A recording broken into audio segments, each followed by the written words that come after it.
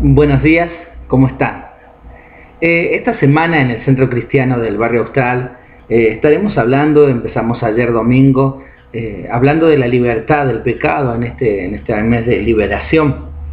Cuando uno piensa en ser libre del pecado, habitualmente piensa en los pecados en sí, si hay problemas de alcoholismo, de drogadicción, y distintos problemas de juego, distintos pecados que han atado nuestras vidas, de depresión, problemas de depresión, cosas que han hecho que nosotros nos sintamos mal, que estemos atados.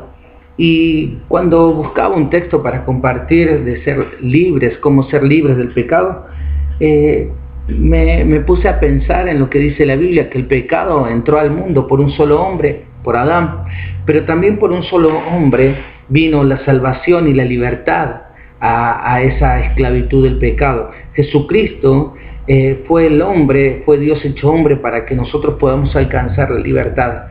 Si nosotros comprendemos en nuestra mente, en nuestro corazón, que Jesucristo en la cruz nos da la libertad, el creer que Jesucristo murió por nuestros pecados, creer que Jesucristo nos amó de tal manera que Él ocupó ese lugar que nosotros merecíamos por nuestros pecados. Si entendemos eso, podremos encontrar en la cruz, en el mensaje de la cruz, la libertad al pecado. Cuando me puse a pensar por qué tantas personas entran en situación de pecado, por qué muchas personas entran en esa esclavitud del pecado, la palabra me llevó a este texto, en el Salmo 51, donde el título es al músico principal, Salmo de David, cuando después que se llegó a Betsabé, vino a él Natán, el profeta. El rey David, en vez de haber salido a la guerra, se quedó en el palacio. Ahí, entre las ventanas, vio a Betsabé bañándose. Él se tentó, se allegó, dice la Biblia, que cuando la vio, se allegó a ella, tuvo relaciones con ella. Y cuando Natán lo confronta con ese pecado, él podría haber tomado dos opciones: el poder justificarse, y lo mejor que hizo, esta segunda opción, se arrepintió. Pero ¿por qué nosotros llegamos al punto de que necesitamos? Aquí el rey David era una persona que amaba a Dios. Es tan fuerte saber que Dios habla de él como que es el hombre que tiene el corazón conforme a él. No solamente David se había llegado a Betsabé, sino que para quedarse con ella mandó a su esposo al frente del ejército para que uno de los primeros que muriera fuera su esposo y así él poderse quedar. Pecados muy graves. Pero cuando Dios lo confronta, hizo lo mejor que pudo haber hecho. Lo mejor que nosotros podemos hacer es decir, sí, la verdad que pequé. Y me ponía a pensar por qué llegamos a ese punto. Este mensaje es para nosotros también. Algunas veces pensamos que el pecado es la enfermedad en sí. Yo diría que es el síntoma de una enfermedad. La enfermedad es no tener a Cristo en nuestro corazón.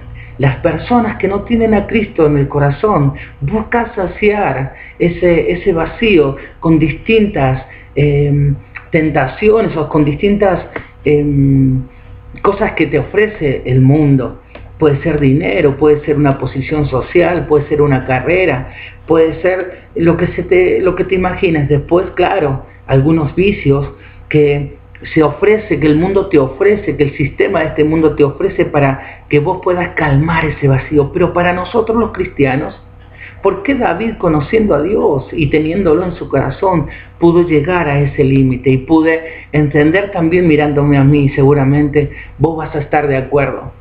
Cuando nosotros perdemos de vista que el motivador del gozo en nuestra vida, de la alegría, de la plenitud, de sentirnos llenos, es la salvación. Cuando nosotros perdemos de vista que lo más valioso que tenemos es la salvación que Dios nos ha dado, esa relación que tenemos con Dios, cuando la perdemos de vista, empezamos a llenar ese vacío, esa tristeza, esa necesidad de plenitud con distintas con distintas cosas, vuelvo a decir. En nosotros lo que creemos puede ser con un ministerio, puede ser con una posición en la iglesia, puede ser también el querer resaltar o el querer ser importante en algo. Cuando empezamos a llenarnos de esas cosas que no completan nuestra alegría, no nos hacen felices solamente por un tiempo. Pero aquí, cuando David reconoce el pecado, hace una serie de pasos que ayer compartí en la iglesia más extensamente y que nosotros debemos hacer. Él dice ahí que pide perdón por la piedad, teniendo en cuenta la piedad de Dios. Te quiero decir que a Dios nunca los vamos a cansar por ir a sus pies a pedirle perdón. Es más, cuando el Espíritu Santo empieza a orar en tu vida y en la mía, comenzamos a limpiarnos y purificarnos más, y comenzamos a ir a los pies de Jesús diciéndole, límpiame más y más. Luego ahí el salmista dice, lávame más y más, no un poquito, Señor, lávame más y más. ¿Viste cuando lavas algo con fuerza, cuando querés que quede bien blanco? David decía, Señor, lávame más y más. Luego dice una expresión tan tierna, con hisopos y seré más blanco que la nieve. Estamos hablando de Israel, que nunca habían visto nieve, pero sin embargo el Espíritu Santo ahí lo estaba ungiendo a David para decir estas palabras, y seré más blanco que la nieve. Y dice algo tremendo, que es lo que compartí específicamente ayer en la reunión. Dicho de paso, todos los domingos a las 18, a las 11 de la mañana tenemos la reunión, un horario de verano, una reunión hermosa y poderosa donde realmente la presencia de Dios tocó nuestros corazones. Miren lo que dice David, hazme oír gozo y alegría. Cuando nosotros perdemos de vista que el mayor motivador, el mayor tesoro que tenemos es Jesús y su salvación, entonces cada vez menos oiremos esa risa, ese gozo en nosotros, y no tendremos en cuenta lo que significa la vida cristiana. Hazme oír gozo y alegría. Él estaba muy triste. Y se recrearán los huesos que has abatido. Si encontrás que tenés pocas fuerzas, que por cualquier cosa viene la depresión y el deseo de tener ganas de hacer algo, es tal vez porque esta oración debe estar más seguida en nosotros. Señor, haceme oír el gozo y la alegría, y se recrearán mis huesos, tomaré fuerza de nuevo. Esconde tu rostro de mis pecados y borra mis rebeliones, todas mis maldades. Como diciéndole al Señor, está bien, me equivoqué, pero borrarlo, no quiero tenerlo en mente porque me quita las fuerzas. Te pido perdón, pero ayúdame a pasar esto. Y el versículo 10 específicamente dice, crea en mí, oh Dios, un corazón limpio, renueva un espíritu recto dentro de mí, no me eches delante de ti. Cuando nosotros perdemos el gozo de la salvación, estamos dispuestos a creer que también Dios nos va a echar de su presencia.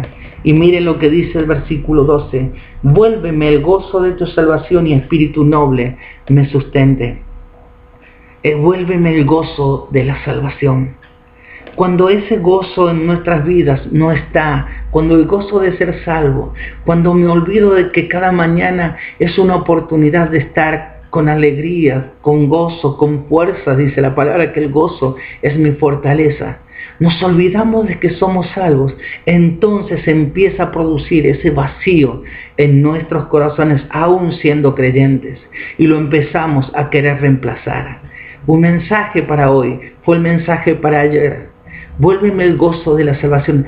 Haceme acordar, Señor, que soy salvo. Haceme acordar que me has perdonado. Haceme acordar que me has limpiado, que me has levantado, que me has dado una visión, que me has dado un propósito, que no voy a andar por esta vida porque sí. Haceme acordar que mi nombre, el mío es Gabriel, está escrito en el libro de la vida, que estaré eternamente con vos, Señor. Eso nos tiene que provocar alegría y gozo. Que Dios los bendiga y nos vemos.